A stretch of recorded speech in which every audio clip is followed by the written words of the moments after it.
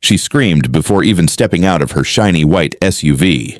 "You owe the community fees since 1950. Her voice echoed through the quiet lakeside air. I had just finished repainting the old mansion's wooden gate, still smelling of fresh pine and varnish. The lake shimmered behind me, calm and peaceful, nothing like her energy. I looked at her, confused but trying to stay calm.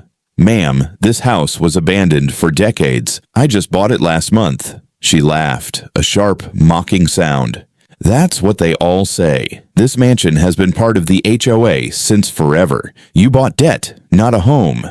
Her words didn't make sense. I had checked every document before buying the property, title, land records, even the historical archives. Everything was clean. Still, something in her tone made me uneasy. She wasn't just some nosy neighbor. She spoke like she had power here. I noticed her car had the HOA emblem painted on it, but something was off. It looked freshly printed, like a cheap sticker. Behind her, 2 more SUVs pulled up, their drivers wearing reflective vests with the same logo. They didn't look like officials. "Ma'am, do you have proof of this claim?" I asked, keeping my voice steady. She smirked. "Proof? We are the proof. The community's records show this land owes 70 years of unpaid dues. And until that's cleared, you can't make changes here, especially not that gate." I glanced at the gate, then back at her. "I built this gate myself. No one stopped me for weeks. Where were you all that time?" Her face turned red. "Don't talk back. You people move in and think you can ignore the rules." "You people?" That hit a nerve. I wanted to ask what she meant, but then she raised her walkie-talkie. "Send in the patrol. He's being non-compliant." I stepped back. "Non-compliant with what law?" But before she could answer, one of the other SUVs drove closer, and I caught a glimpse of something inside. Files, lots of them, with different names written in red. My name was already on top. Something wasn't right. This wasn't about HOA dues. This was personal, and she knew exactly who I was. Before I could say another word, the SUV stopped right beside me. A man stepped out wearing sunglasses and a fake-looking badge clipped to his vest. "Sir, we're here to collect overdue fees. You'll need to leave the property until it's settled," he said flatly, like he'd rehearsed it 100 times. I almost laughed. "Leave my own property? You can't be serious." Karen folded her arms, her lips curling into a smug smile. "Serious as the law, sweetheart. You think you can just buy a mansion on community land and not pay what's owed?" Her words were ridiculous, but the confidence in her tone made the others believe her. The man with the fake badge stepped closer, blocking my path. "We'll have to seal this gate until further notice." He reached for the chain hanging from the back of the SUV. That's when I noticed the seal tag. It looked exactly like a government tag, except it was spelled wrong. Property of the Homeowners Association. That one typo told me everything. This wasn't an official HOA. It was a scam. I slowly raised my phone, pretending to check a message while quietly recording. "All right," I said calmly. "If this is all official, I'm sure the sheriff won't mind confirming it." Karen's smile vanished. "No need for that. We can handle things internally." I stepped forward, my voice steady. "No, see, I know the sheriff. We served together. I was in the military police before I retired." Her eyes widened for a split second before she hid it behind another fake smile. "Then you should know better than to resist authority."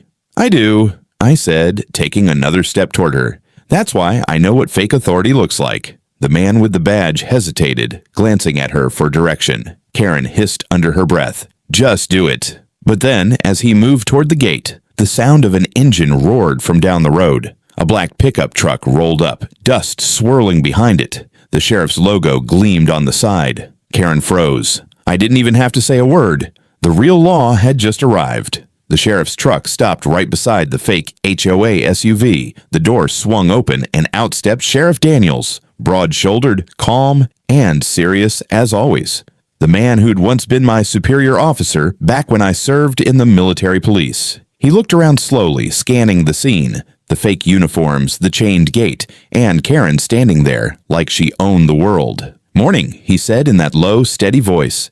"Mind telling me what's going on here?" Karen instantly put on a smile that didn't reach her eyes. "Oh, thank goodness you're here, Sheriff. This man," she pointed at me dramatically, "broke into community property. He refuses to pay 70 years of overdue HOA fees. We were just enforcing the rules." The sheriff blinked once, unimpressed. 70 years, huh? He turned to me, his expression calm but questioning. That true, son? I handed him the folder from my truck. Property deed, land transfer, everything stamped and signed by the county. Bought this land legally. Records say the HOA dissolved in 1978. So, whatever she's talking about doesn't exist. He opened the papers, read through them carefully, then turned to Karen. You're saying this man owes dues to an HOA that doesn't exist? Karen stammered, her fake smile starting to shake. Well, we revived the association. We're just trying to keep the community organized. Daniels raised an eyebrow. Revived? You filed new registration with the county. She hesitated. We're in the process. That's when one of her officers made a mistake. He shifted nervously, and his fake badge fell off his vest, clattering onto the dirt. Daniels bent down, picked it up, and turned it over in his hand. He let out a dry laugh. This badge was printed at a copy shop. The air grew tense. The fake officer took a step back. Karen's face went pale. I crossed my arms. They tried to chain my gate and kick me off my land, said they were acting under HOA authority. The sheriff's calm turned cold. Impersonating law enforcement is a federal offense. You just made this a lot worse than a fine, ma'am. Karen's mouth opened, but no sound came out. For the first time, she looked scared. Then Daniels looked at me again. You got cameras around here? I nodded. Everywhere, even picked up their SUV plates. Good, he said. Let's make sure the county attorney sees them too. Karen's fake officer started backing toward their cars, but Daniels raised his hand. Nobody leaves. She glared at me, pure hate burning in her eyes. You think this is over? You don't know who you're messing with? I smiled faintly. Oh, I think I do. You're the one who just messed with the wrong veteran. And for the first time since I bought the mansion, I felt the place was truly mine. But deep down, I knew this wasn't over yet. Karen's voice cracked as the sheriff's deputies began searching her SUV. Every inch of her fake HOA world was unraveling in real time. They found stacks of forged letters, fake payment notices, even envelopes already addressed to other homeowners around the lake. Daniels held one up.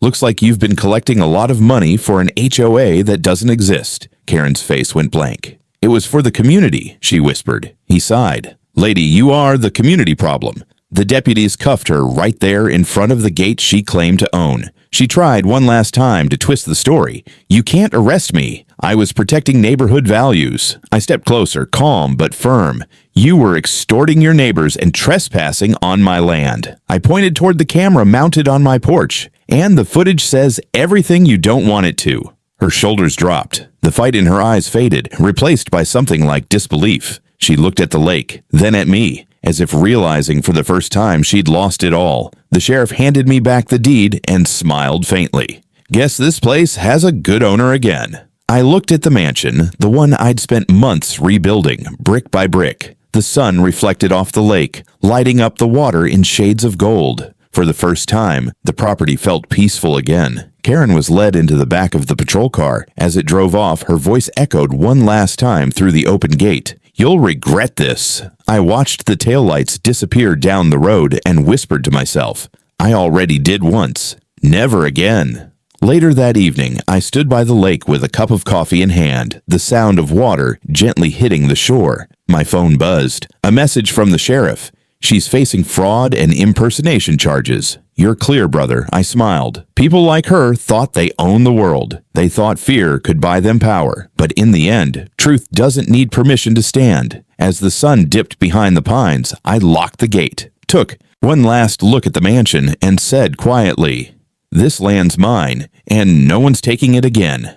I didn't rebuild this house to fit into their rules. I rebuilt it to remind them freedom still lives here.